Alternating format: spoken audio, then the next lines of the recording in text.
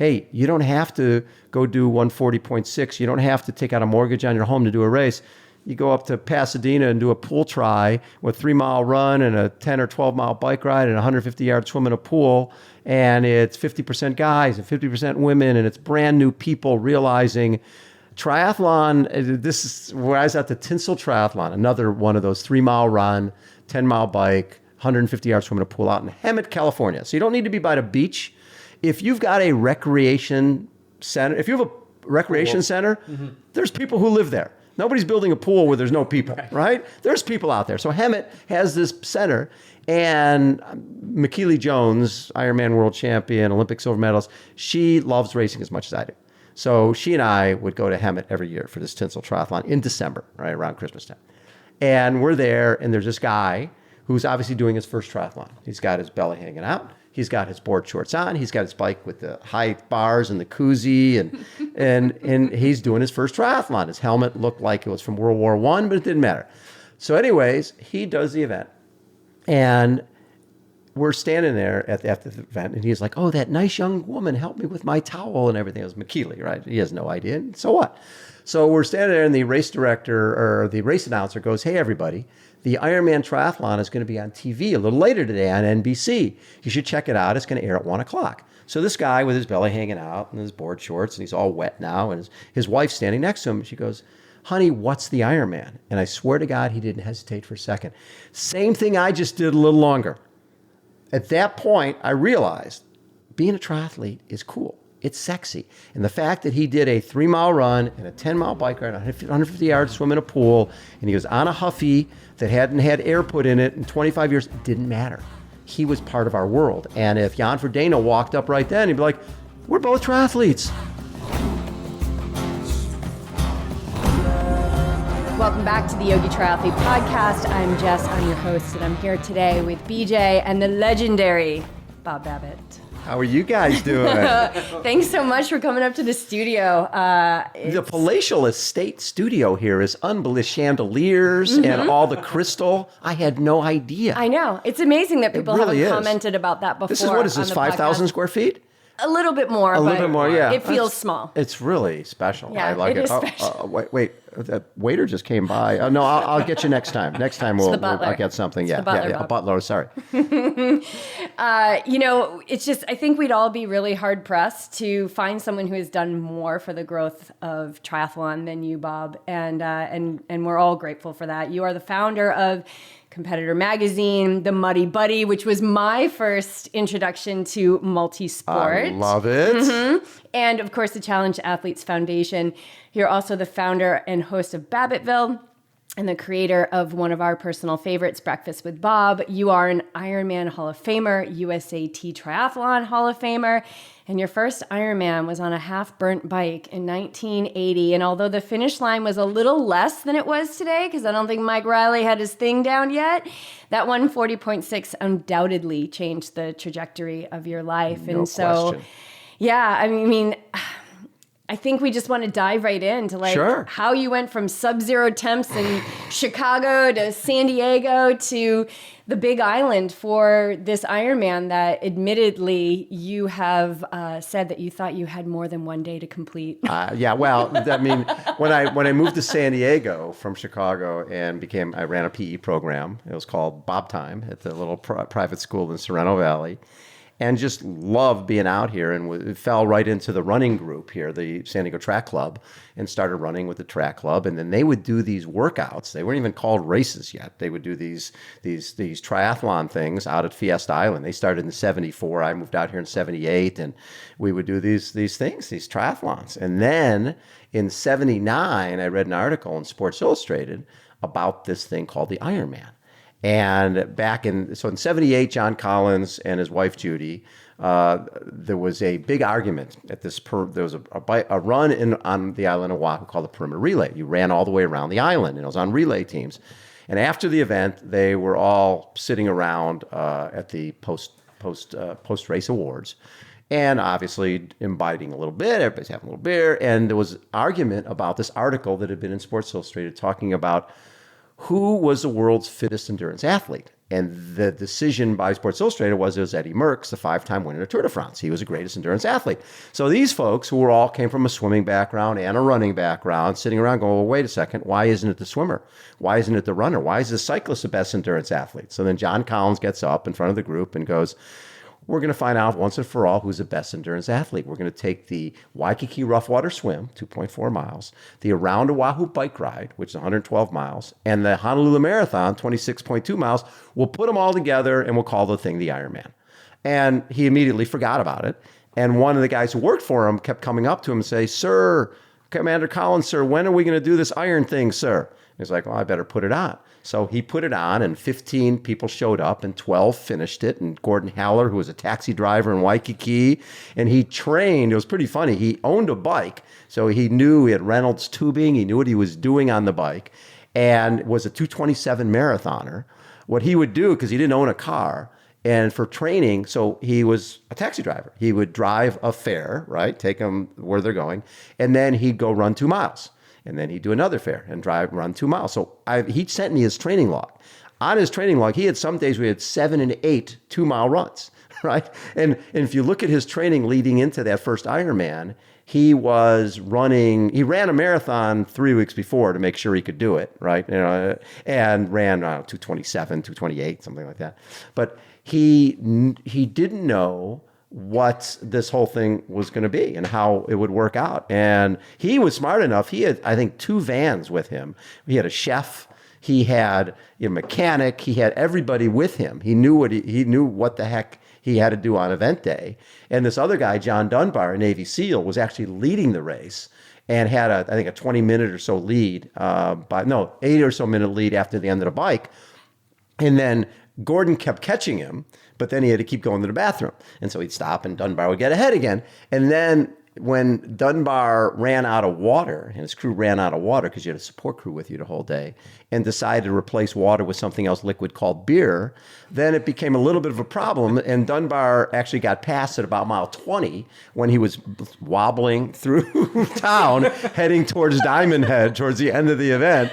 And Gordon ended up picking up a half hour in the last 6 miles of the race to win and become the first Ironman champion. The following year in 79, a guy named Tom Warren, who lived here in San Diego and owned a thing called Tug's Tavern, he won the race. And Sports Illustrated came that year and did an 8-page feature on Tommy winning the race.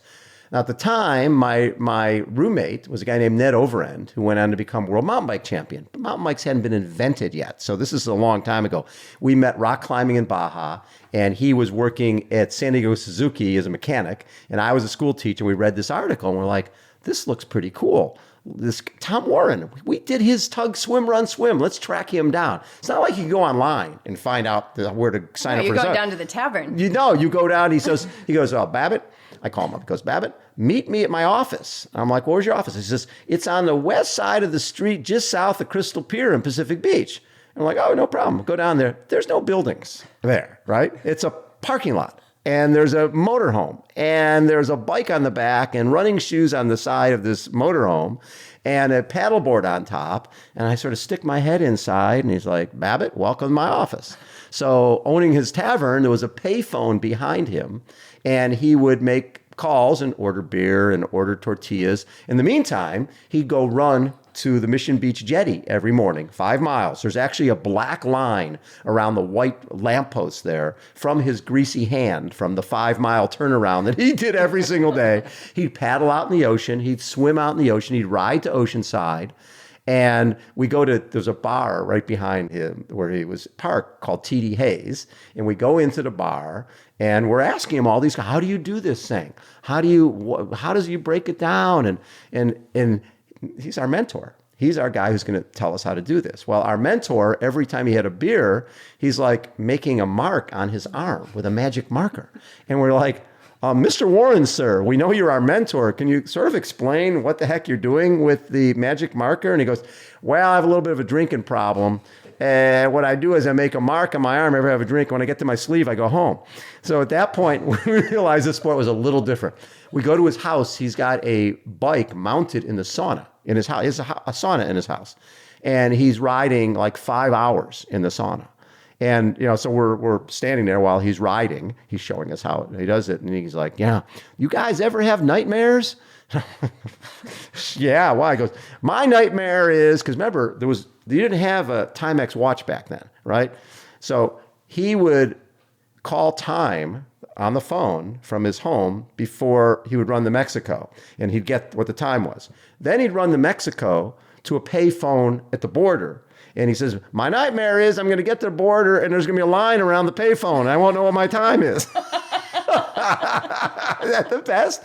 So anyways, we went out to the police auction and my bike had been in a fire. So the whole back end was charred. I had a fuzzy raccoon seat cover. I had foam grips. Ned and I were rock climbers. So we had rock climbing helmets that had no holes in them.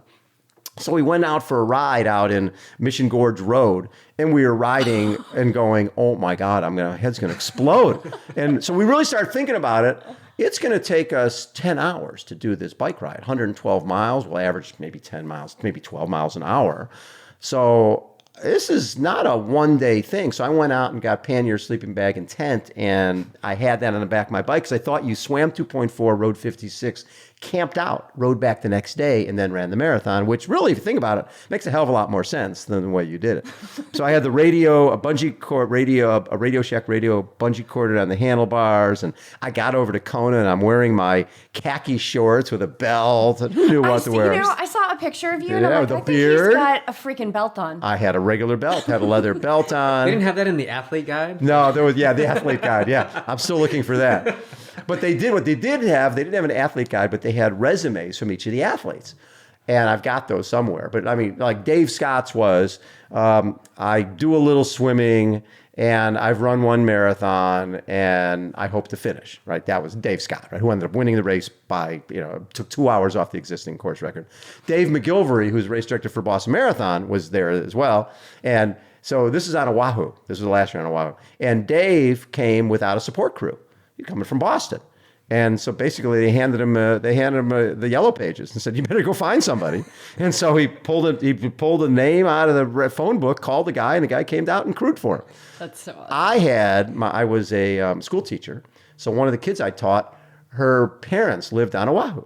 And so her parents lived on Oahu. And so her dad lived on Oahu. And he came out with his 2 girlfriends in their Fiat convertible. And so I met him on race morning. So I've got my bike with the Radio Shack radio. I've got number 3 on not because I was seated, but because I sent my $25 check in third. So I was number 3.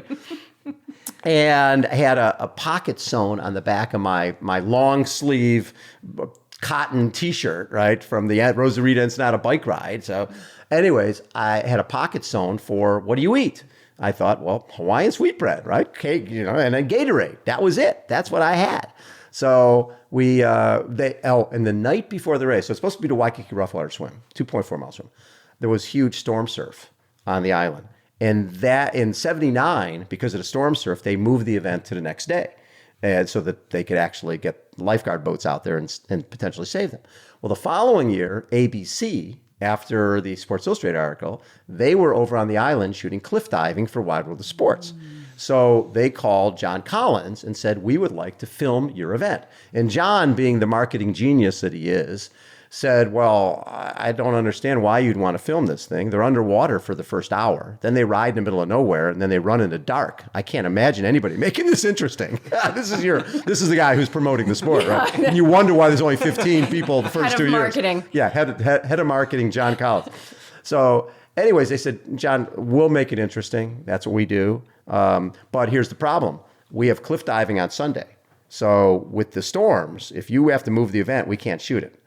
So anyways, by the time that got close to that, John was gone. He had been transferred to Washington, D.C., and this guy, the Valerie Silk and her husband were now running the event. And Hank Grudman, I think his name was, he brought us all into this meeting the night before the race. And meanwhile, Ned and I did all of our swimming in a 120 length to mile pool in Mission Valley. So being in waves in the ocean was not really something we were excited about. So as we're on the patio of the hotel, and the waves are breaking against the building. right? And Ned and I are looking at each other. We're going to die tomorrow. You realize that? And he goes, well, you know what? What the hell? It's been a good run. So anyways, the race director, Hank, calls us all in and goes, hey, guys, I've got some news. Great news. ABC is here to film our event. Bad news is if I have to move it from tomorrow, and there's no way I can put you in that surf tomorrow, if I have to move to Sunday, I'll lose ABC. So I'm moving the swim to Ala Moana Channel, which is protected. And of course, Dave Scott and all the Navy SEALs were like, what a wussy event. You can't move the swim. It's the Ironman. And then they're like, yeah, you can't move the swim, knowing that we're going to live. And we were pretty darn excited about the whole deal. So the next day we go out there and there's a Fiat convertible. I give them my 40 loaves of Hawaiian sweetbread and my Gatorade. So we start the swim. It's going to be 4 lengths in this Ala Moana Channel. And I'm staying as shallow as humanly possible. And I'm swimming along. And there's a guy in the race named John Huckabee, 59-year-old guy from back east. And his claim to fame was he had done the Athens Marathon back to back to back in one day. He'd run over 75 miles in one day. One problem, he had no idea how to swim. And he's the only guy there with a sponsor. He was like Rocky, Acme Meats on the back of his jersey, like the Incredible Huck. He had autograph cards and all this stuff. He couldn't swim. So as I'm on my way back on the first lap of the swim, I'm staying as shallow as possible. I swear to God, Huck is walking the swim and moving his hands like this as he's walking along. He's in shallow enough water where he can walk. And he's the only guy in the history of the Ironman to get blisters on his feet during the swim portion of an Ironman.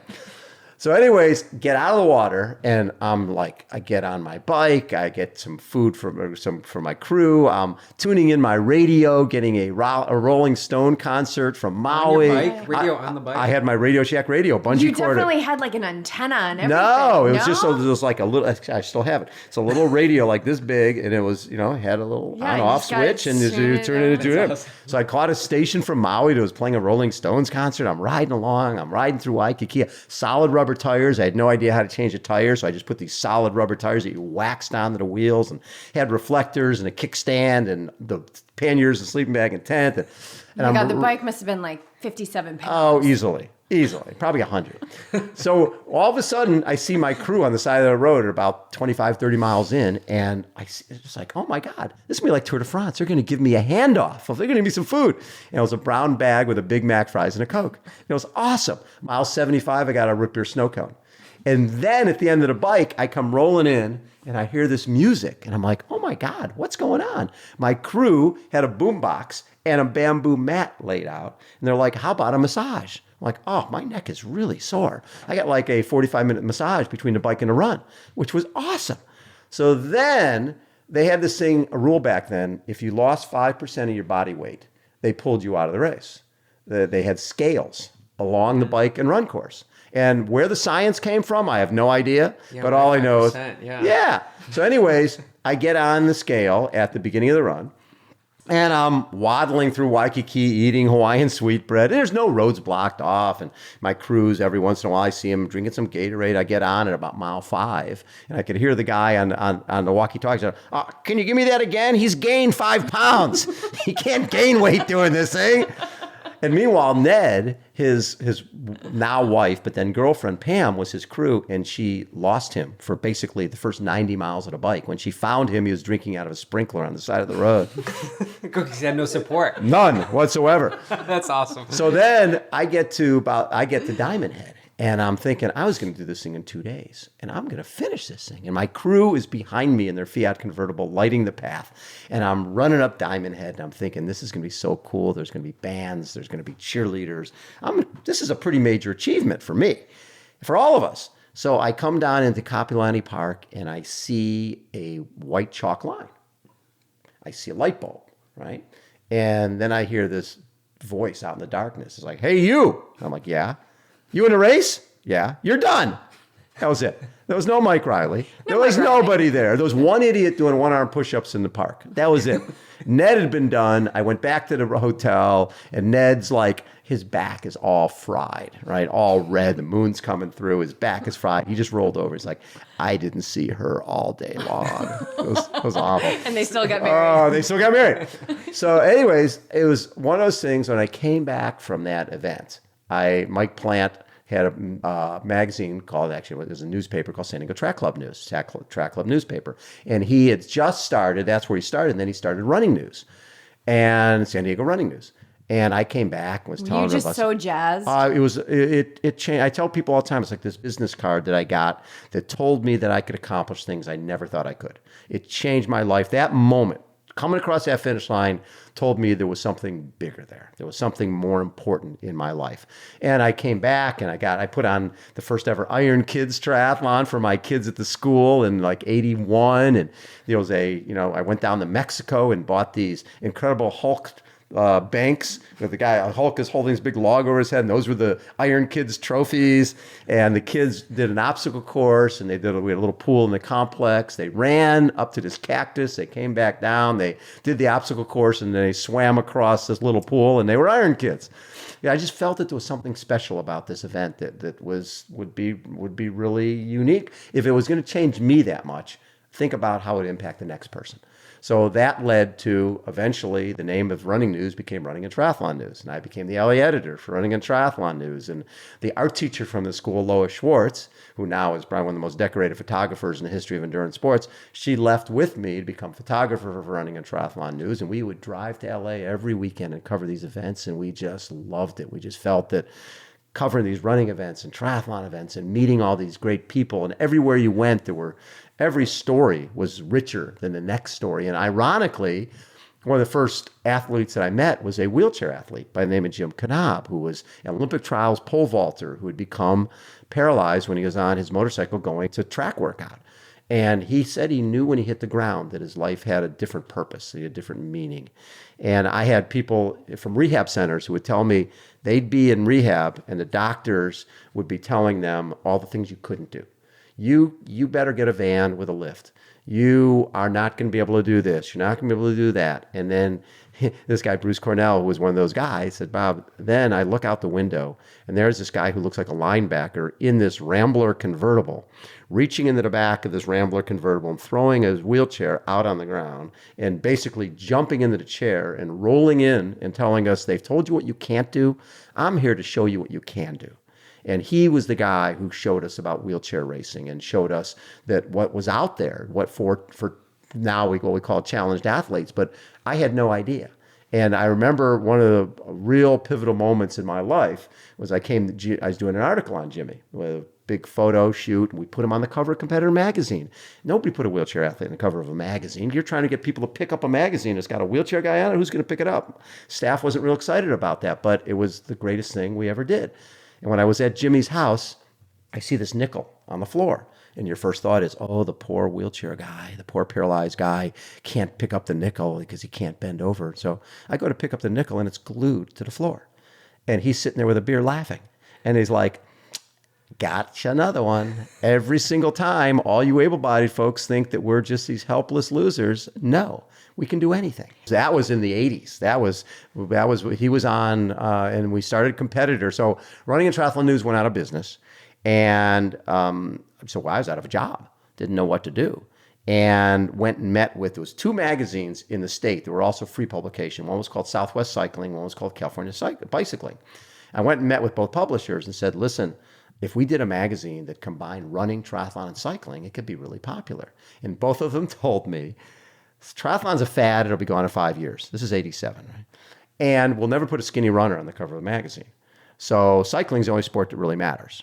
And so we came back pretty bummed. And then three friends came to us with a check for $17,000 and said, go start your own magazine. So that was in May of 1987. And in June, we came out with the first issue of Competitor magazine. And we were underneath 20,000 pounds of bike racks in a guy's garage, paying $200 a month for 200 square feet. And we had no idea. I didn't pay myself, and Lois didn't pay herself for a year and a half. But we loved every second of it. We had no idea that 95% of all new magazines go out of business in the first year, and we didn't care. We just knew that every single week we were going to parties. Every single week we were meeting amazing people with really deep and rich stories that we wanted to share. And so it was, then that led to Competitor, went from one publication to 11 publications around the country and 500,000 circulation, led to Competitor Radio, which started in 1990. And the purpose for that was so many people listen to sports radio. They listen to Magic Johnson being interviewed and Wayne Gretzky. And I kept thinking, we get no play on that. Imagine if Dave Scott and Mark Allen, people would be listening going, they must be important. So I went to what was called the Mighty 690 at the time and negotiated a deal where I would pay them for an hour every Sunday night. And I would be able to talk triathlon and running and cycling and interview the greatest endurance athletes of all time. And all of a sudden, it just, between the radio show and the distribution, rather than, it hit me that everybody who's distributing magazines, if you're a bike magazine, you're in a bike shop. Well, you're sort of preaching to the choir. If you're a race director, I've got to get you new people in your race. When your race is over, you have 0 for next year. So I've got to get you new people. I felt that as an obligation. So we did deals with Jamba Juice and with Rubio's because my thought was the average person who wants to change their life, right? Who's saying, you know what, I'm 20 pounds overweight. I've got to make a change in my life. They're not going and hiring a personal trainer. They're not hiring a nutritionist. They're saying, you know what, I'm going to go to Jamba Juice and have a smoothie for lunch rather than a Whopper, right? That's going to be my change. And if they're there and they see Competitor Magazine and they see a 5K in the calendar and they go, what's that, 3 miles? I could do that. Then all of a sudden, they're in our world. They put a number on. Once they put a number on, they understand the endorphins and they understand the runner's high. They understand how it makes them a better parent. It makes them a better teacher. It makes them better at everything they do, feeling good about yourself. So there was a little bit of a method to the madness. And I didn't, to be honest, the running stores, and my philosophy was people are going to a running store, once every 3 months? So they're missing 2 issues of my magazine. I needed to be in Rubio's and Jamba Juice and places like that because people eat a lot. And they go out to eat all the time. And that really helped put us on the map. Because then, I remember when we sold the company and one of the things they wanted to do was, I don't understand we're in places where people are eating. Why, it makes no sense. This is the guy who was the CEO of the company. I don't understand. We're gonna put the magazine in all these other running stores in Kansas and other places around the country. I said, well, where are all the advertisers, big advertising agencies? He goes, New York, Avenue of the Americas. I said, okay, do me a favor. Why don't you put those zip codes in for Avenue of the Americas for Jamba Juice and just check that out. Those 14 Jamba Juices on Avenue of the Americas, where every agency was. We had exclusive distribution in all of those Jamba Juices with Competitor Magazine, right, with Competitor New York. And then they got it. Then they understood it, but it didn't. It's didn't bring it first. It was no, and that's what really, to jump ahead. We built the brand, the Competitor brand, and then in 2008, we became Competitor Group, a private equity firm called Falconhead bought our company and all the editions of Competitor Magazine, Competitor Radio, the Endurance Awards, which I'd started like in '93 to showcase running, triathlon, cycling, mountain biking. And actually, that event, that Endurance Awards, led to the sale of the company. Because what happened was, I always felt that people didn't get a sense for how big our industry is. And so we did this thing at SeaWorld and had 500 people there. And you've got all of our people, Paul Navy Frazier and Taylor Finney, and everybody's dressed to the nines. And then, your sponsors are Gatorade. And I had Toyota there. And all these people are looking around going, this is an industry. When you look at them individually and you go to a triathlon and see, 500 people, and you go to a running event and see a few thousand people, and you go to a bike race and see 50 people, how important is it? But you see everybody in that room and you understand, you put all of the power of endurance together. So one of the guys we honored, a guy named Peter Engelhardt, who was with the Outdoor Life Network, we honored them for the work they did showcasing the Tour de France. OLN, yeah. Yeah, that's right. He showcased the Tour de France and the Raid Gauloise. Right? They showcased both of those on their network. Well, so Peter, when he left Outdoor Life Network, went to work for Falconhead and was basically looking for properties. And he called up and said, you know what do you think of a property called Competitor Group that would encompass running, triathlon, cycling, and would encompass magazines, websites, events, and that would be, you'd have this umbrella with the different silos for events. So at the time we sold, I had 7 Muddy Buddy events. And so under your silo for events, you had 7 rock and rolls, right? Bought Elite Racing as part of this package, 7 Muddy Buddies, eventually 9 Tri-Rock Triathlons, and the Women's Half Marathon Series. And then we had Competitor Magazine, Triathlete Magazine, Velo News Magazine, Inside Triathlon Magazine, Women's Running Magazine, and then all the new websites to go along with that, and all the social media that came around 2010, 2011. So you looked at all of that, and then if you look at rock and roll was at the time 7 rock and rolls. In the 4 years, 2008 to 2012, we grew rock and roll from 7 rock and rolls to 34, and from Muddy Buddy, from 7 Muddy Buddies to 18. And all of a sudden, you had this huge conglomerate, and then they sold it again in 2012. They did very well on it, and then I left in 2014. And all of a sudden, we'd gone from 23 employees to 500, and from my little office on Cedros to 50,000 square feet in Mira Mesa. And I just felt, and they had closed down. They had made Competitor into just a running product, right, which drove me crazy. Because it was sort of this welcome mat for the sport of triathlon. And it was a great way to get runners to understand it was something else out there. Because the orthopedic reality is every runner eventually needs to become a triathlete or become a cyclist or a swimmer. Because you can't run forever. You got to do other stuff.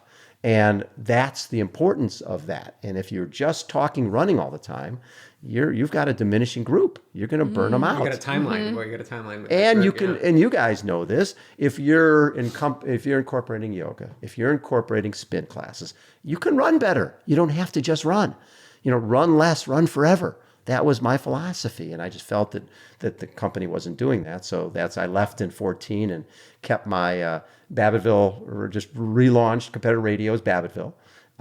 Stayed on. I've been on now. It's a mighty 1090. Started mighty 690. Been on there since 1990.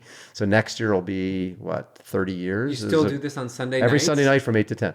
Every Sunday night from 8 to 10. You're still going into the studio. I don't go to the studio every week, but I have because you don't need to go into the studio. You don't need to anymore. But the show airs. Fast forward 30 years. The show airs every Sunday night from 8 to 10. Yeah, we do. Actually, just did an interview on Friday that aired Sunday night with Jimmy Johnson from NASCAR, who's won 7 NASCAR national titles and is running Boston. Just ran a 1:33 half marathon, and has gone 4:42 for the 70.3 distance.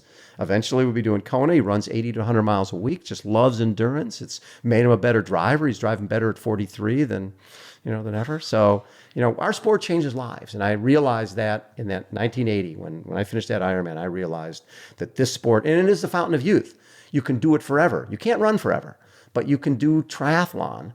And, with the shorter runs and with these relays and aqua bike and all that stuff, our sport really is something that you can do forever and ever and ever. There's a couple big themes that I'm hearing through this whole story. And there's so many stories. I've listened to some podcasts with you. I mean, there's just so many stories that you have that led to the Muddy Buddy. And of course, I want to get to challenge athletes. But you leave your job at the school, which is probably nice and secure. Really secure. And really secure. And you start, but you're loving life. Like you're just so jazzed and you're so fueled up.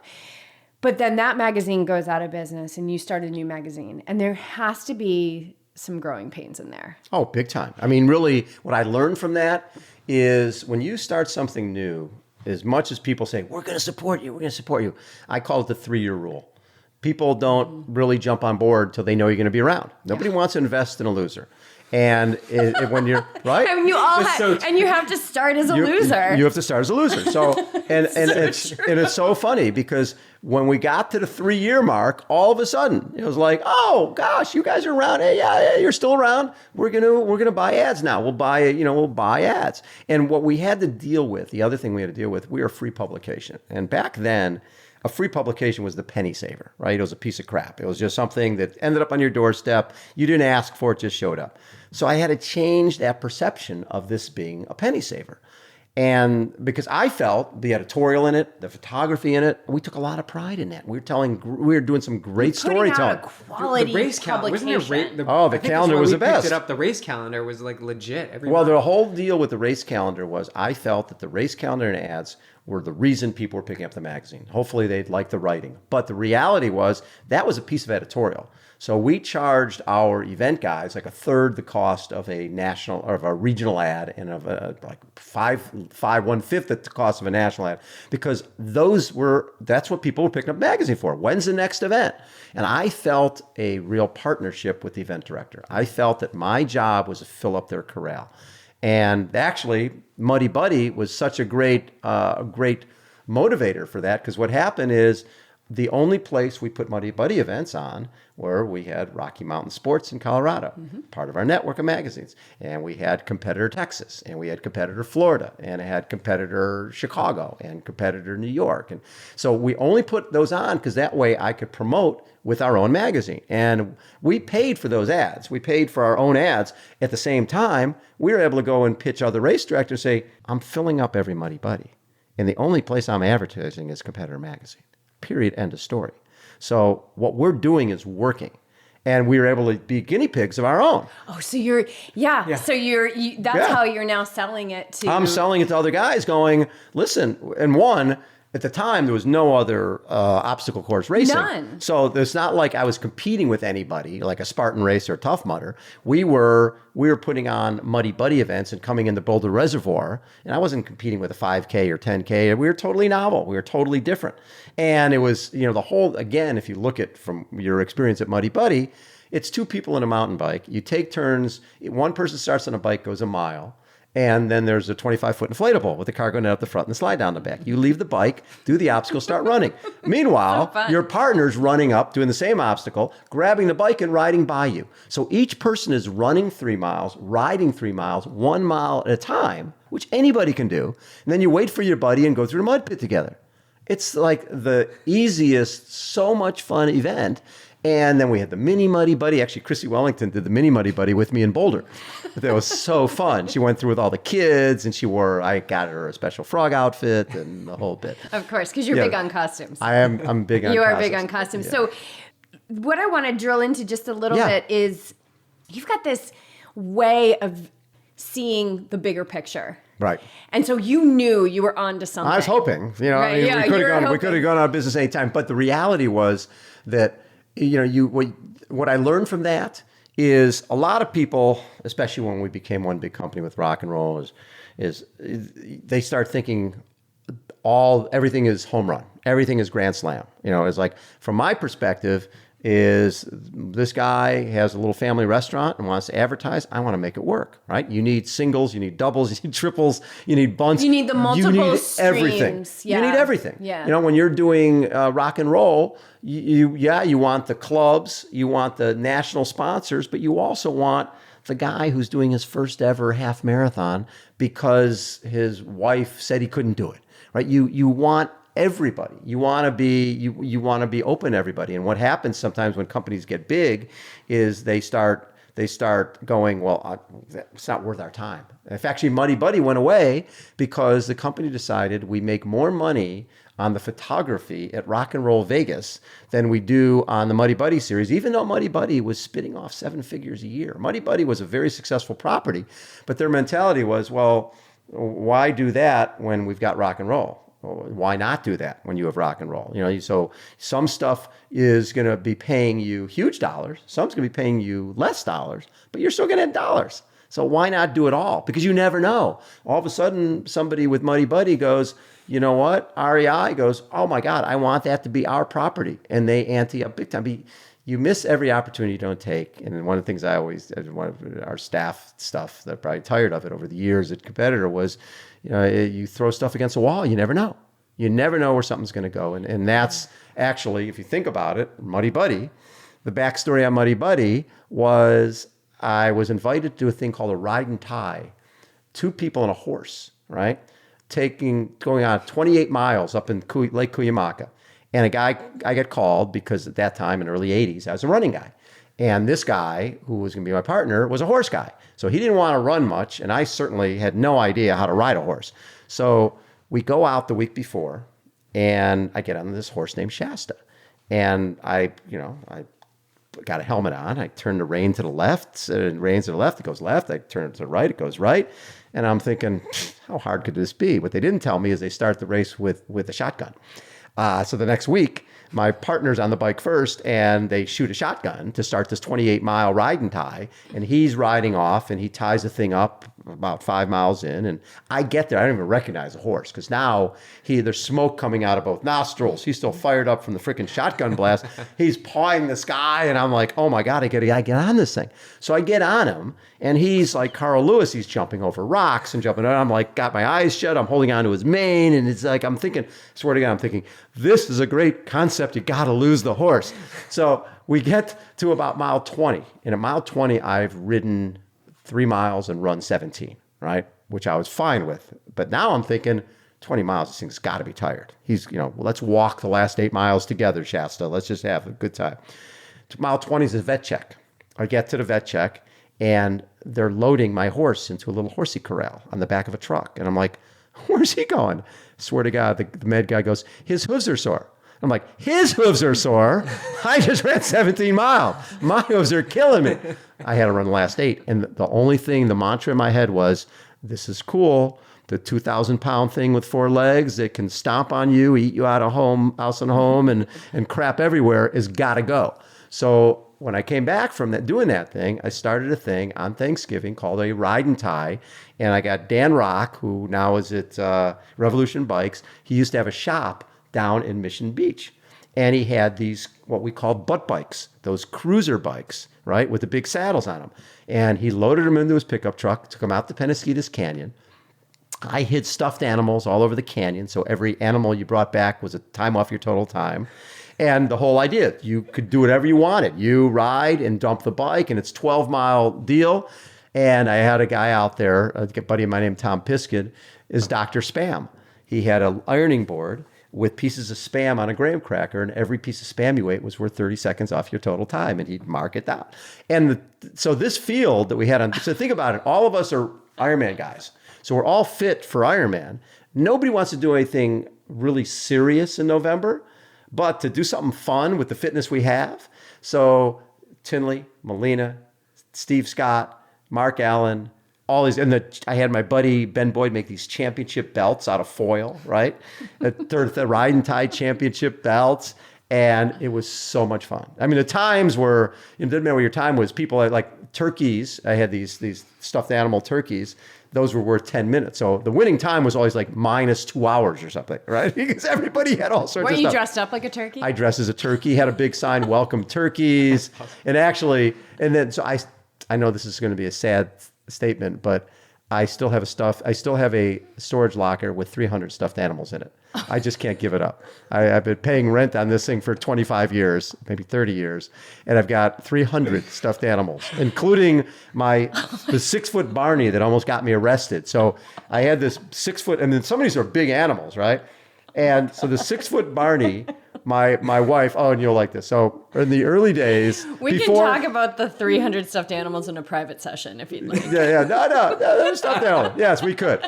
So early on when you're dating, and people are really adventurous, and you'll go, oh, let's go out for whatever. Let's go ride this roller coaster that you don't want to do, but you do it because.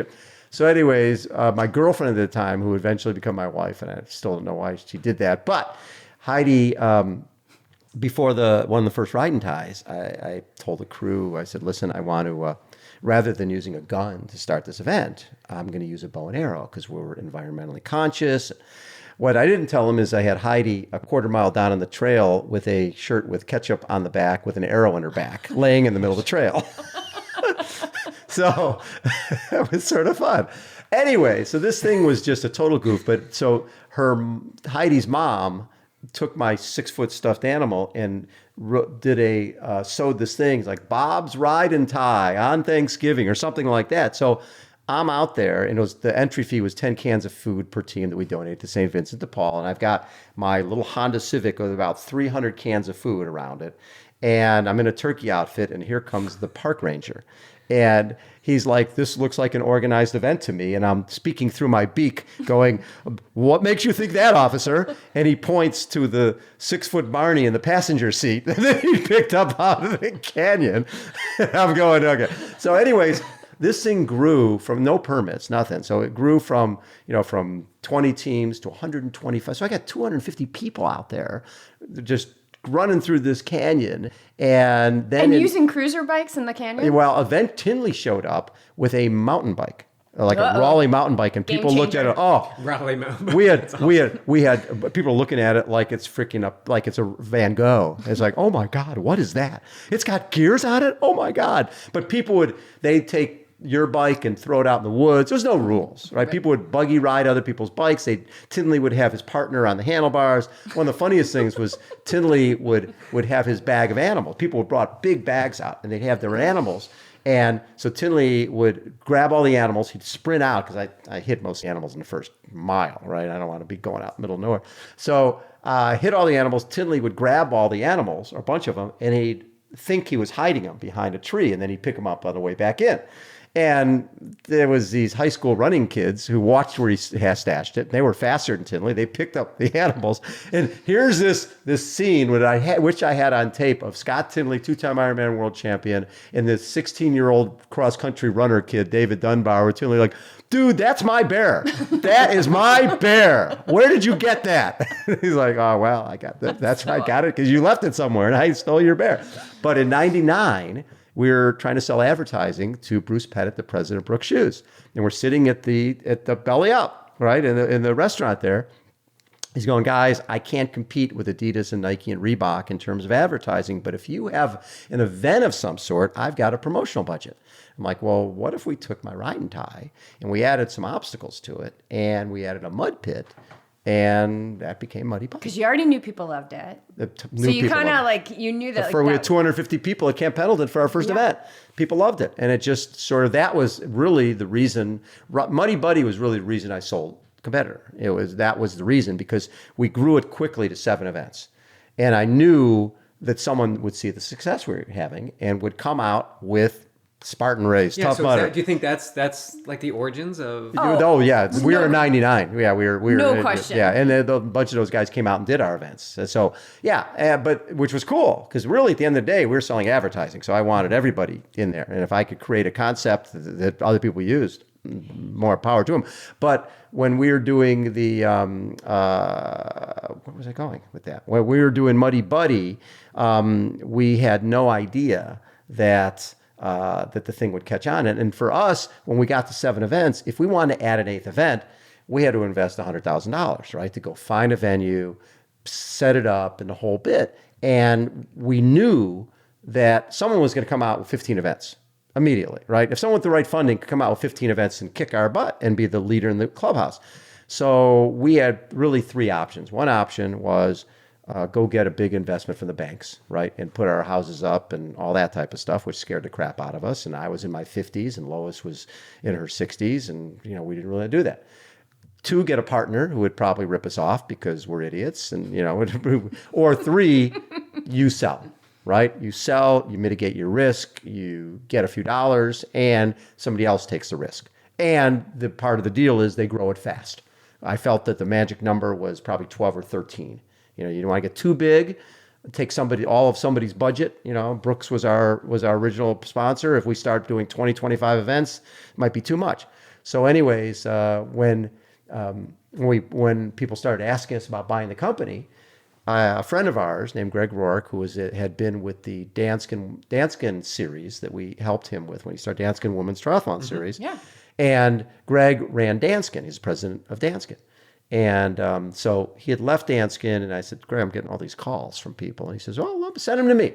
I'll tell you if they're real or not, because you don't want to be sending out your numbers to everybody. So invariably, people would call me, and I'd send them to Greg, and Greg would come back and say, big hat, no kettle. They talk a big game, they have nothing. And finally, when Falconhead called, he goes, big hat, big herd. And that's when we made the move to sell it. And we went from 7 to 13 the next year. So we needed to do that. It was something people say, oh, knowing that what happened with a closed down Competitor and closed down Muddy Buddy and closed down Endurance Awards, would you still sell? Yes, I still would, because the timing was right. Magazines were, obviously we see what's happening now. Magazines are really not a factor anymore, right? It's all about everything online. So the timing was right in 2008 to make that move. Mm-hmm. And I don't regret it. You regret not having control. and Because watching. there's letting go Totally. there, which Oh, is very detachment is so painful. I mean, I have a competitor tattoo across the middle of my forehead that just isn't visible, right? I mean, that competitor brand is something that will be with me forever because it was something, it meant a lot to me. Every single month, my goal was to pass out 3,000 magazines at the events. I wanted to personally hand a magazine to 3,000 people because I wanted them to tell me, I like it, I don't like it. I wanted to know, but more importantly, there was that person who looked at the brand competitor and felt it meant elite athlete, right? And they'd come, when I'd go to hand them a magazine at a 5K, they go, oh, I'm not a competitor. I'm like, you got up at 5 a.m. You came out here and you jogged a 5K. You're a competitor. You're competing with yourself. You're competing with the course. You are the essence of what a competitor is. But I couldn't do that if I wasn't there. That was important to me for them to make that distinction that we weren't for elite athletes. We covered a lot of elite athletes, but that we wanted to tell their stories so that the average person at the sort of the entry level of that triangle would go, these are cool stories. These people started as just regular people, and next thing you know, they're winning the Ironman. Oh, maybe I can go finish a 5K. So that was sort of the whole. So always being inclusive, like this. Always. This whole theme that you have of even the advertisers, like having that little restaurant there, everybody creating community. It comes down to community. Absolutely. Because when you have a community, that guy who didn't think he could afford an ad in competitor, he's your biggest ally. He's the one telling people coming into his restaurant, hey, have you seen my ad in Competitor Magazine? It's right next to that article on Mark Allen, the 6-time Ironman champion. They're the ones who are out there helping you sell. And they're the ones who are now part of your family and feel good about it. That I've always, what I call the survivor mentality of business, starting with Mark Burnett, who started the Survivor. And actually, I covered Mark when he was with Raid Galwaz. He was putting out a Raid Galwaz team, which was a 300-mile race across originally Madagascar and then across Oman, Jordan, and across these. Then you'd kayak and mountain bike, and it was these really 8-day treks without sleeping, right? And Mark did that, and then his team failed there, and then he started the Eco Challenge, which was sort of a knockoff of that. And then eventually he realized, well, wait a second, why have people 3 days apart and having to do safety for this team at the front that's traveling with nothing, and then the team that I would be on if I was doing this stuff with a microwave oven, right, upside down on a rappelling line, right, going, oh, I can't drop my microwave, right, and he's got to worry about the safety for all of that. In fact, one of my favorite lines from Mark when I had him on a radio show, I asked him what he loved about the Eco Challenge. And he goes, what I love about the Eco Challenge is standing at the starting line and walking in front of all the teams and looking everybody in the eye and knowing that within 24 hours, people who have been the best of friends will never speak again. That's what he loved, the combustible aspect of it, the fact that he was creating a petri dish and he was going to watch these for people the human crumble. condition. Right. Yeah. So then all of a sudden he's going, genius, I'll put him on an island, I'll starve him to death, and I don't have to have any support. I don't have to have any helicopters. I don't have to have anybody worrying about 300 miles of mountain bikings and camels and all this rest of this crap. All I do is I sit them out there, starve them a little bit, and eventually they'll start killing each other. But that whole survivor mentality of I win when you lose is the opposite of the way I've always lived my life. It's and the way we always ran our company. Ours was you win, I win, everybody wins. Yeah. And then everybody benefits. That's what it's about. It's always going to be the way to abundance. And abundance Absolutely. Not just being money, but abundance being community, being joy, being fulfillment, Health, all of that all of it. stuff that gets us popping out of bed in the morning and Right. excited for the day. Exactly. And that's what I love about your story is that you just go for it. And you don't go for it. It doesn't seem like you're really caught up in like, oh, what if nobody shows up or whatever? You just act. Nah, we just do it. You act. Yeah. And that's when people talk about There's so much overthinking. people have business plans for everything. And I always tell the one story I tell all the time about when it comes to a business plan. So imagine this kid named Emmanuel Afoso Yeboah is born in Ghana, and he's missing the tibia on one side, right? And he's got a fibula sticking out the back of his knee with a foot on it. And in his country, if you have a disability of any sort, you're considered a second-class citizen and cursed. There's 20 million people in Ghana, and 2 million, 10% of the population, are disabled. So this kid's born, and his dad deserts the family because he doesn't want to be associated with this kid with a disability. Mom refuses to abandon him in the jungle, which is what you're supposed to do. And she decides, yeah, that's what they were doing with this, because otherwise your lot in life is to be a beggar. So here, this young man, Emmanuel, when his mom gets sick when he's 13, he starts shining shoes, leaves school, starts shining shoes for a couple dollars a day to take care of the family. When he turns 18, mom passes away, decides he wants to do something to honor her life, reaches out to us at the Challenged Athletes Foundation through a missionary, finds us online through a missionary, and sends us a typewritten grant request, right? Typewritten. So this thing comes in, and first thing I see is his birthday is May 5th, which is my birthday. It's like, okay, what does this kid want? He was asking for a bicycle because he wanted to ride across Ghana to show people that someone with a disability can do anything in honor of his mom. That was it. So we're like, oh, we'll send him a bike. We'll never hear from the kid. We send him a bike. He rides 600 kilometers on one leg and a mountain bike across Ghana. And we're tracking this, all the media this kid is getting, because no challenged athlete has ever, nobody with disabilities has ever done anything like this. They beg on the side of the road. So we decided to bring him to San Diego for a San Diego Triathlon Challenge. He's never been out of Ghana, never been on a plane, has $3 in his pocket when he gets there.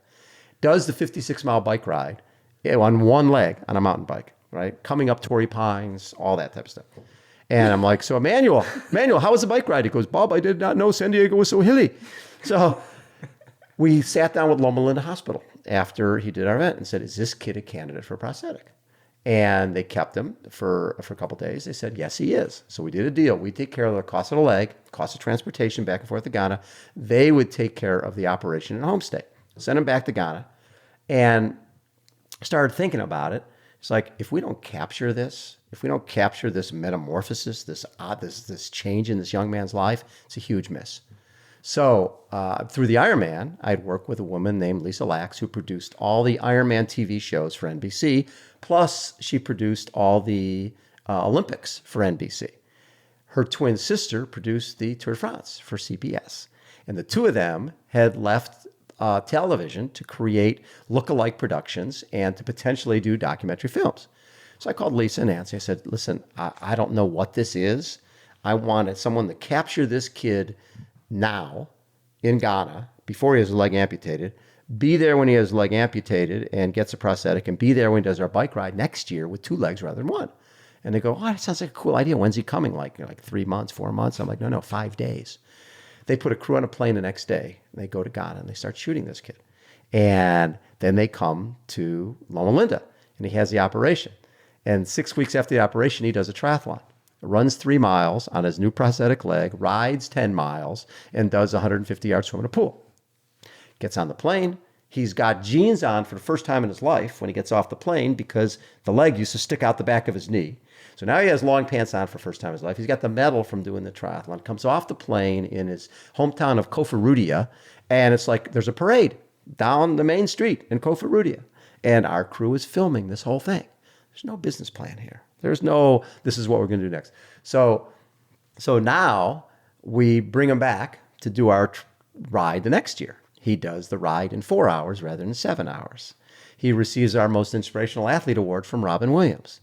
We fly him up to Nike to receive the Casey Martin Award, which is for people inspirational to the disabled, which comes with a $25,000 grant, which we match with $25,000. So now he's our ambassador to Ghana with $50,000. Then we sent him to New York to have a sit down with the Secretary General of the United Nations, Kofi Annan, who's from Ghana, to talk about the rights of the disabled in Ghana. Then we sent a rough cut of the film, Emmanuel's Gift, to Oprah, who agrees to narrate the film. Then ESPN reaches out and says, we are going to give Jim and Emmanuel the Arthur Ashe Courage Award. This is right before the film is going to air the following week. And so we're up at the Nokia Theater in LA when Matthew Perry is hosting the show, introduces Oprah Winfrey, who walks out on stage. She introduces this 12-minute feature on Emmanuel and Jim, narrated by Kiefer Sutherland. The piece finishes. Emmanuel and Jim come out from backstage, and they're all hugging, and everybody's going crazy, and it's LeBron James, and it's the greatest names in sport are in the audience watching this national broadcast from ESPN. And somebody else who's watching is a guy named President Bush in D.C., who asks us, his group asks us the following week, if we're going to show the film at the National Geographic Theater to launch the film. And they ask if we would come and he could meet Emmanuel. This kid was shining shoes a year and a half before that. So we're in the waiting room, and it's the morning of the bombings in London in the subways. And we're like, oh, there's no way we're going to see the president now. Well, they lead us into the Oval Office as Rumsfeld and Cheney are sprinting out of the Oval Office. And we walk into the Oval Office, and it's myself and Emmanuel, my partner from competitor John Smith, and the most powerful man on the planet, George Bush. And President Bush is like, so, Emmanuel, what I appreciate is people who aren't looking for government help. I appreciate people who are looking to make a difference in people's lives. I love what you do. So when you ride your mountain bike, do you ride SPD pedals? Do you ride flat pedals? Do you ride cages? Because I ride my boys with Quantico, and we ride hard. How do you ride your bike? So Emmanuel's wearing his gown, and he goes to take his leg off to show the president how his leg works. And it makes an audible click, which the Secret Service was not very happy about.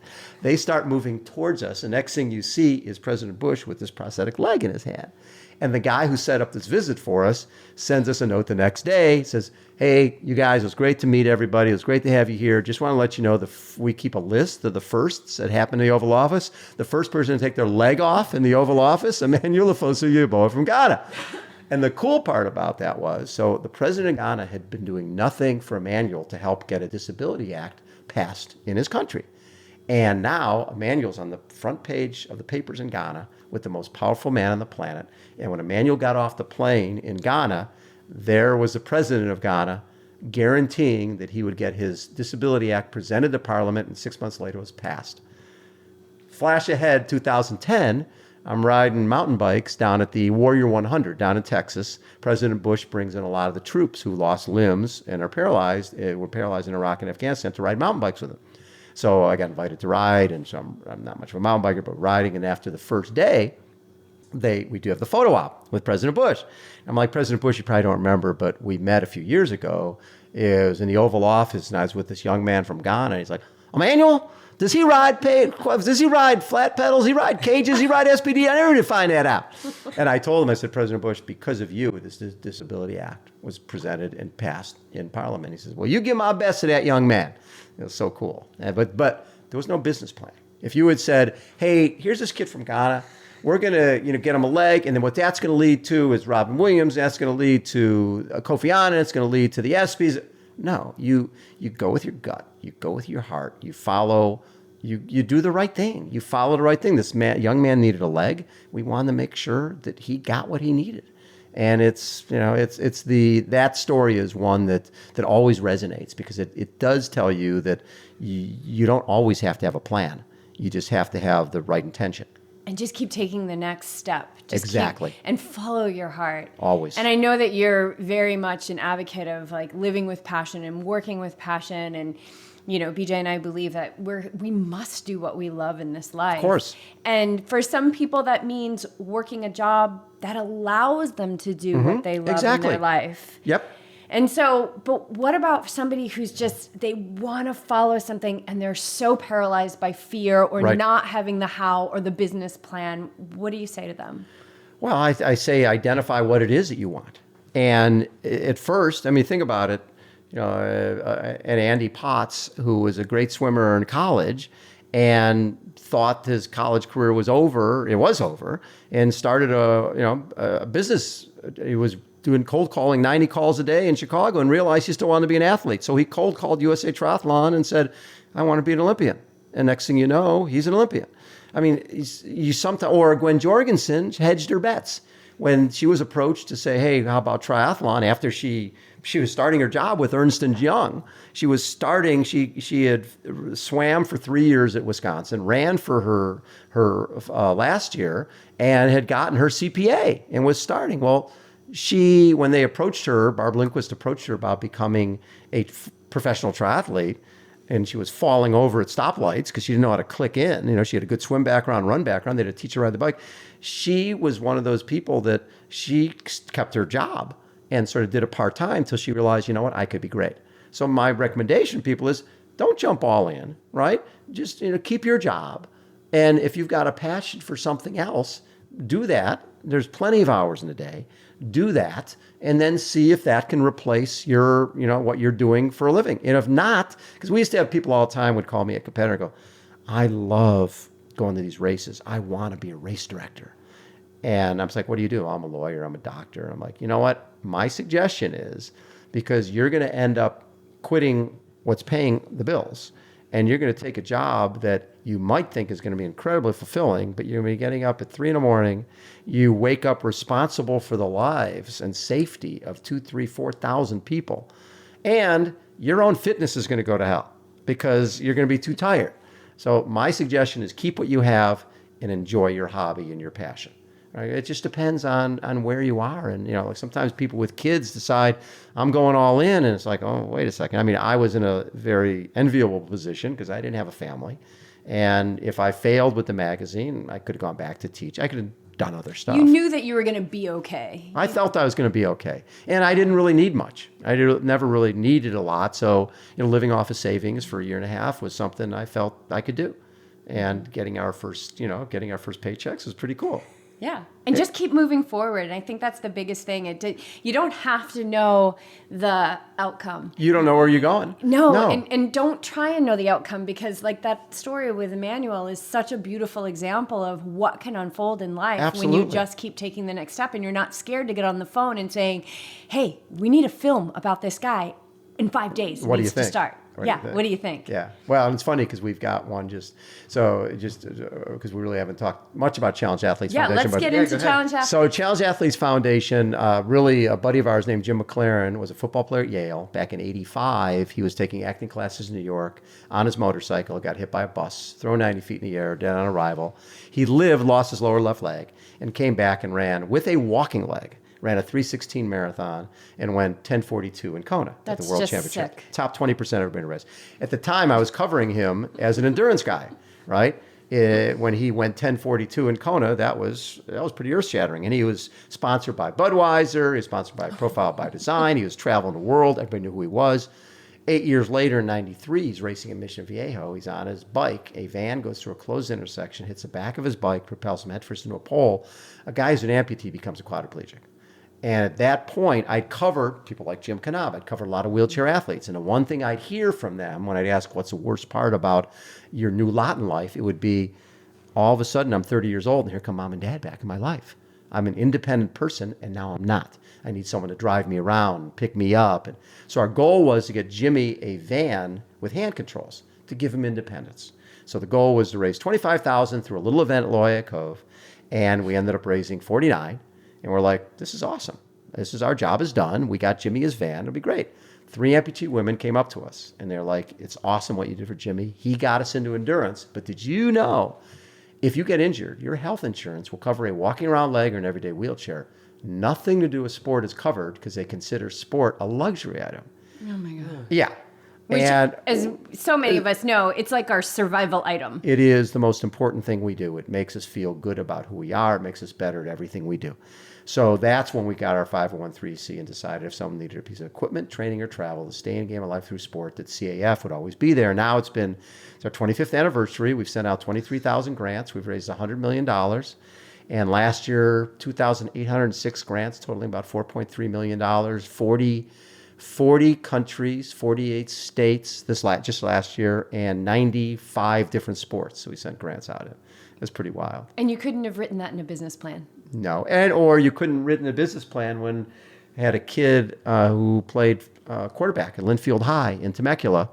October of 2017, he's rolling out. He gets tackled. They think he's dislocated his knee. It turns out that he's ripped the popliteal artery off the back of his knee.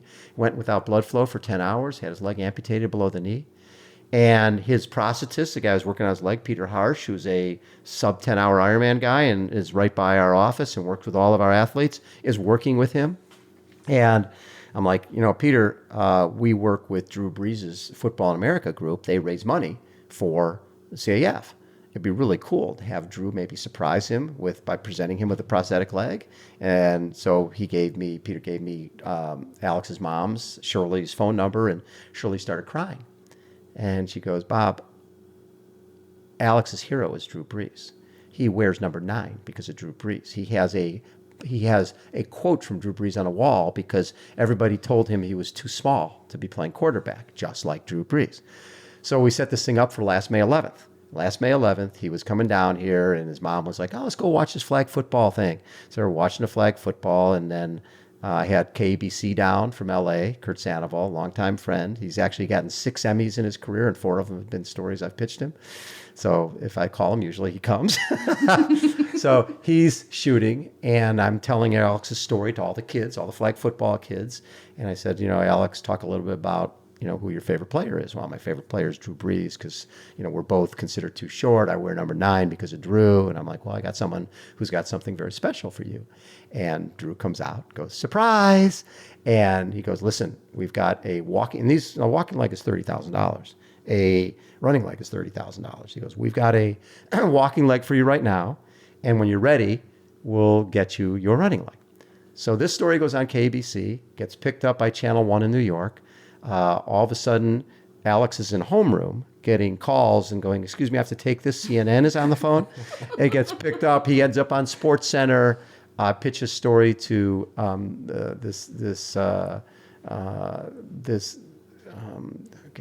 Kristen Lapis, who does the SC featured and E60, the longer features on ESPN.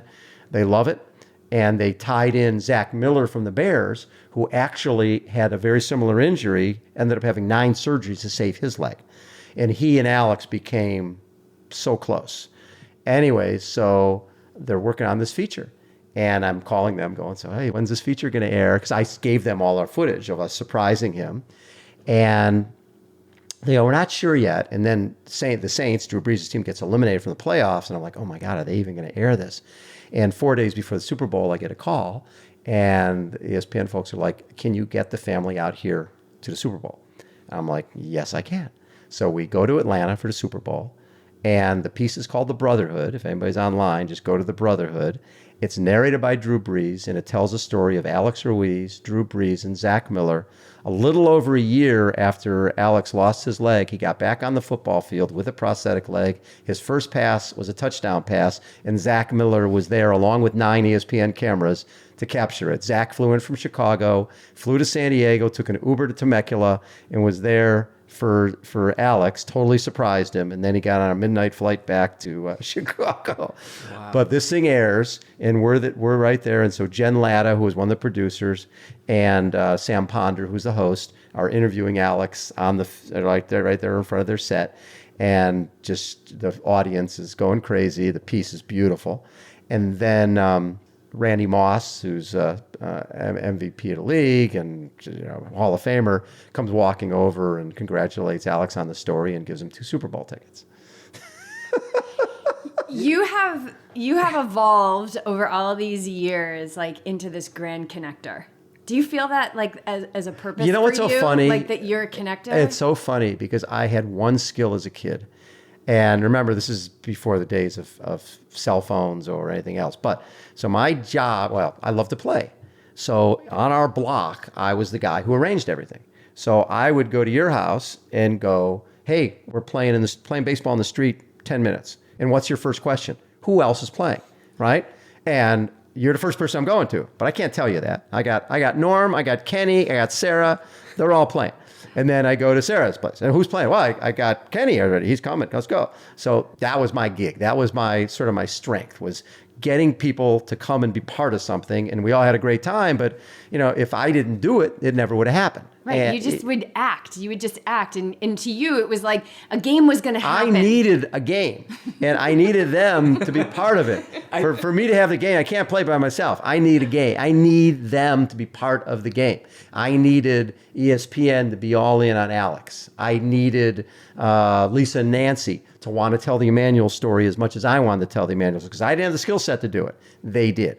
And when they jumped in and told that story, and the nice thing is I've always felt that, like back in the day, I was always pitching stories to Lisa. And it wasn't just Challenge Athlete Foundation stories. It was stories that I thought were great stories. And so they knew that I could be trusted. They knew that I was looking out for what was best for them, because I knew this Emmanuel story was going to be great. And at the time they didn't, but they knew pretty quickly. And then they took it with their insight and their connections to another level, because they're the ones who pitched it to ESPN and said, hey, Jim McLaren and Emmanuel, the ESPY Award, let's put that together. It's if people are at home and you go online and do ESPY Award, Emmanuel Fosu-Yeboah, Jim McLaren, Oprah, that piece will come up, and it is beautiful. And we'll do all the research and get all that stuff in the show notes, so people can just go to the show notes and check all this good stuff out.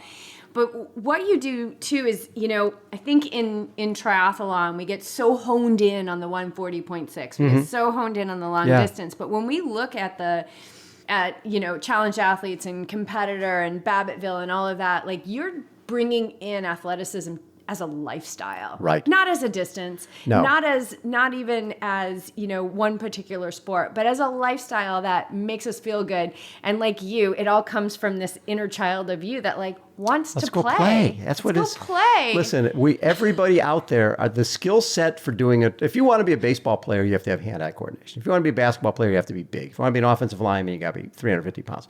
If you want to be a triathlete, right? You wore arm floaties as a kid, right? You played capture the flag, and you had a paper route, right? Those are the three skill sets. That's it. You don't have to be a size. You don't have to have all your body parts. You don't have to have anything. All you have to do is, if you swim, bike, and run a little bit a few times a week, you'll get better at it. And when you get better at it, you enjoy it. And it changes lives every single day. That's why I'm such a big proponent of, hey, you don't have to go do 140.6. You don't have to take out a mortgage on your home to do a race.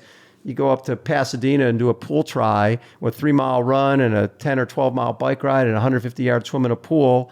And it's 50% guys and 50% women, and it's brand new people realizing triathlon. This is where I was at the Tinsel Triathlon, another one of those 3-mile run, 10-mile bike, 150-yard swim in a pool out in Hemet, California. So you don't need to be by the beach.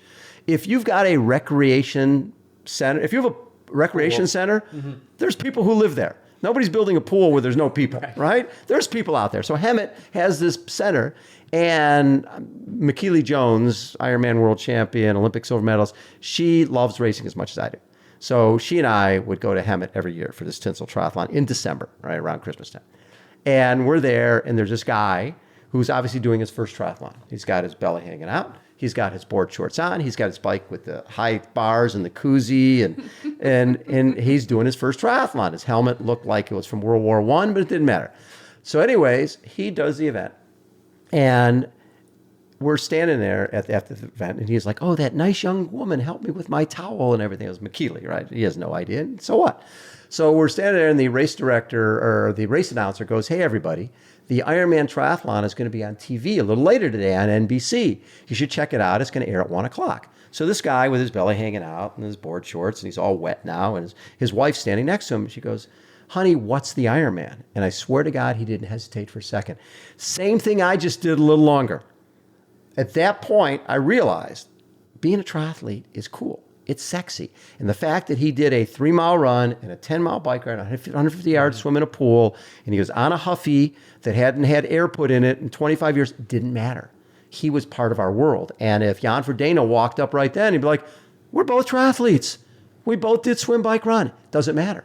But that's the key, is get for people to understand that people think you have to be an uber athlete. You have to be out there and train for 7 hours a day. No, that's just the environment that's grown from the sport that's created. We actually have an 11-year-old on our team who did her first series. She did the San Diego series last year. And her enthusiasm and love for it is just, it's so big. Her mom does triathlon. She's joined our team too. But I saw her getting caught up when she was down there at her first race. Like, those guys don't have wetsuits on. They all have a team uniform on, right? And that stuff doesn't matter. No. All that matters is that you're here, right, to soak up what experience you're going to have, whether you panic on the swim or get through whatever it is. This is your experience to own, to have, and to grow from. Right. All this other stuff is just noise. It's just noise and marketing, and we get so caught up in that.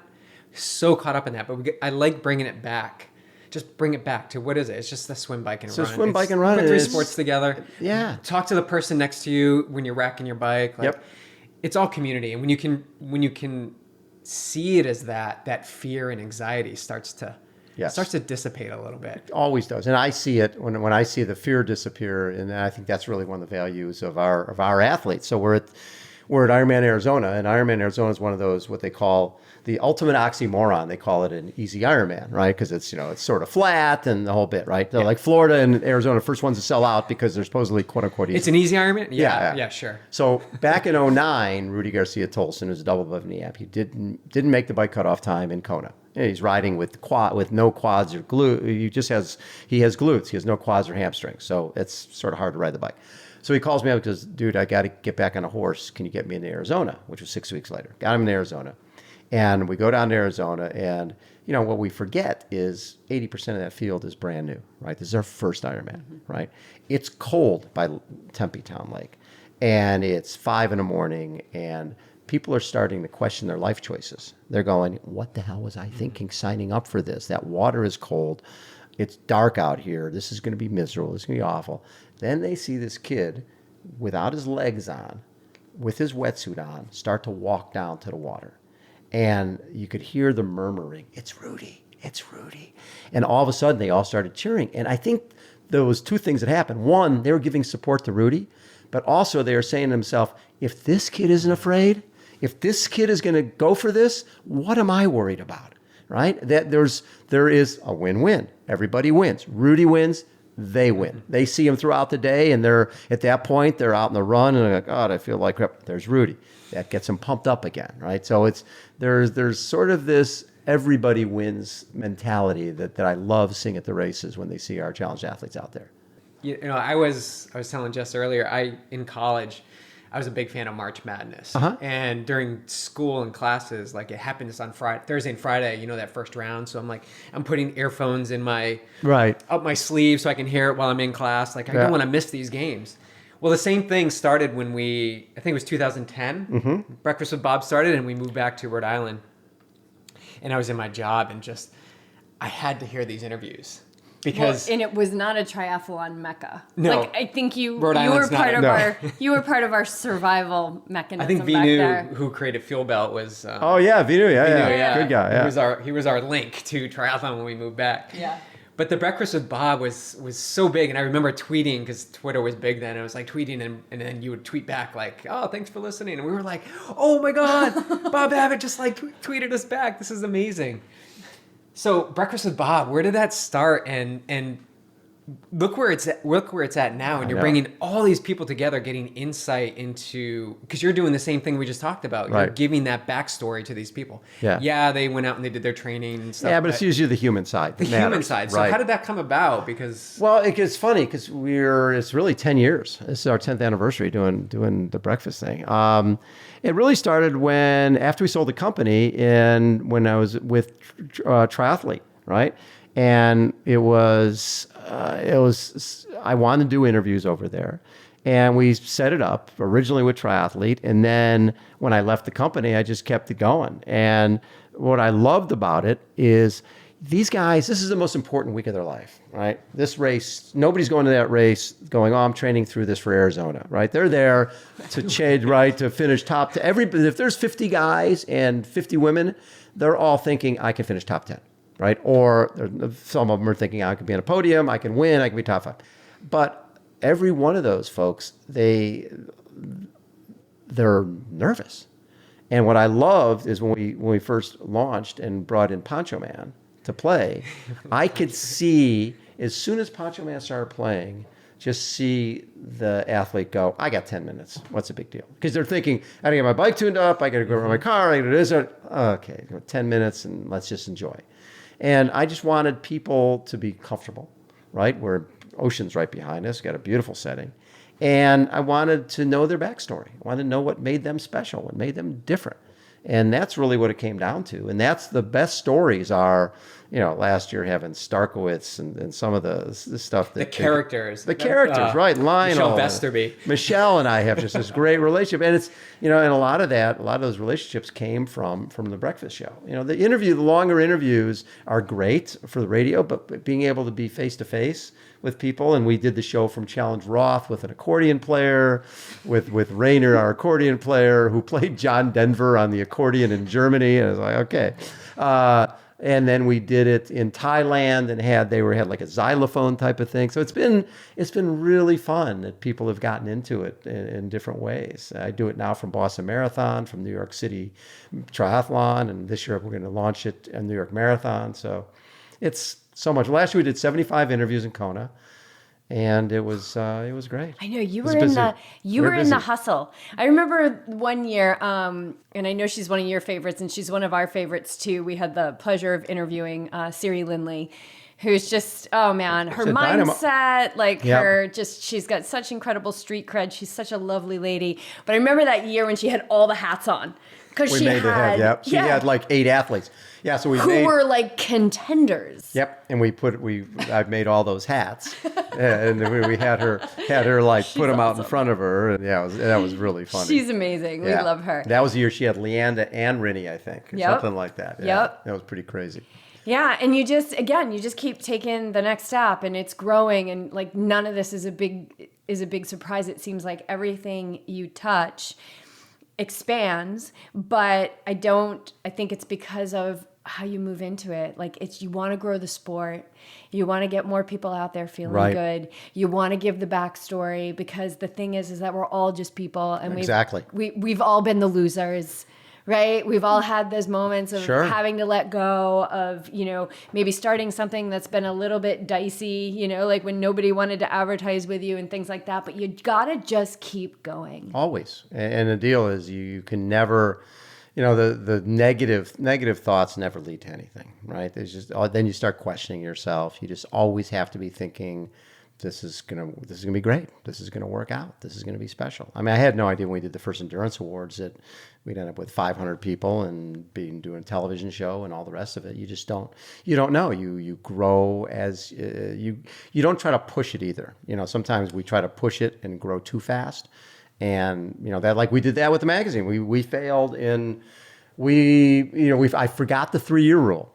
And we bought a magazine called City Sports and made that in the competitor, I remember City Sports. Yeah, up in LA, bought City Sports. And then we bought Florida Sports, right, and launched there. I mean, so we just basically rebranded something that already had done its 3 years or 10 years or 15 years. But when we launched up in the Oregon and Washington with the competitor Northwest, we were brand new. And I just thought, well, we're just going to come in and we're going to kill it. And no, we struggled. It was like 3 years, right? And I'm like, what's taking so long? Well, it's 3 years. We're a carpetbagger. We're a brand new company up here. People don't know who we are. They don't know what we're about. They don't know what we stand for. So it's, sometimes you forget your own rules. And because we had been successful in other markets where we had, we were just rebranding. We weren't changing. We weren't creating something brand new. So it took us a while to figure that out. You can't, if we're able to buy something that has that cachet already, then we can rebrand it, and you don't have to wait the 3 years. But otherwise, the 3-year rule always applies. And you got to be willing to do the hustle. Always. You got to be willing, and if there's one thing that Yogi Triathlete has taught us, it's humility. And not being scared to pick up the phone and make a connection. Of course. Because what's on the other end is just another person. Exactly. And it's just another person there. So Challenge Athletes, we've got lots of local listeners here. How can people locally get involved? Because I know I have a girlfriend who I run with on the trails, and she always volunteers as a guide or, for blind athletes. Yes, during like your triathlons and stuff. Yep. So how can local people really get involved with things like that or their events? If anybody goes to challengeathletes.org, we have a thing in there for volunteering. And so people can go on that. Easy peasy. It's very easy. They can donate there. They can go and check out all of our amazing videos. We got a lot of really cool stuff. We just launched our Heroes of Sport campaign and got some great support from Kobe Bryant and Drew Brees and Michelle Wee and Allyson Felix. And actually, each of these pieces, the composite pieces with all of those folks, and each one of those athletes is teamed up with a challenged athlete. So Kobe Bryant is with Megan Blanc, who's a wheelchair basketball player, and Allyson Felix is with Scout Bassett, who's a single above knee amputee, and Alex Ruiz is with Drew Brees, and Alex is the below knee amputee quarterback, and Jeremy Poinsano, who's a visually impaired golfer, is with Michelle Wee. And we have 4 individual pieces on each of those teams of athletes, and then we have the compilation piece with everybody, and that's been airing all over the country. It's a beautiful piece, and Kobe is spectacular. And basically, it's Kobe Bryant saying, you know, I'm a basketball player. Megan Blunt going, I'm a basketball player. And Kobe going, I've hit a big shot to win a game. Megan, I've hit a big shot to win a game. I've played on the biggest stage. And Megan going, I've played on the biggest stage. And then Kobe going, but I've never done it from a wheelchair. And then same thing with Michelle Wie talking about, but I've never done it blind. I've never done it with one leg. It's a very powerful. It's a very powerful series. What have you learned about the human spirit? What I've learned about the human spirit is that you can't defeat it. If people have if they've, and I see that all the time, because I know a lot of folks who are dealing with minor challenges who are miserable, and then the athletes that I deal with on a daily basis are the happiest, most fun-loving folks who will tell you that their challenge that they're facing in life might have been a gift, that it's taken them to places they never thought they would go to, and allowed them to achieve things they never thought they would. And that, to me, is when you see that and hear that and feel that, you understand how powerful, you realize how powerful sport is, and how it's not just it's not a luxury item. It's not something we just do. It's not a hobby. It's a huge part of who we are and what we do. And you never want to underestimate that, because that's how you find your spirit, is through your sport and your physicality. I love that. That's a perfect place to wrap it up. Bob, this has been such a pleasure, and there's Anytime. so many other things I want to dive into, but we might just have to do this again. Anytime. And thank you guys for taking all that time.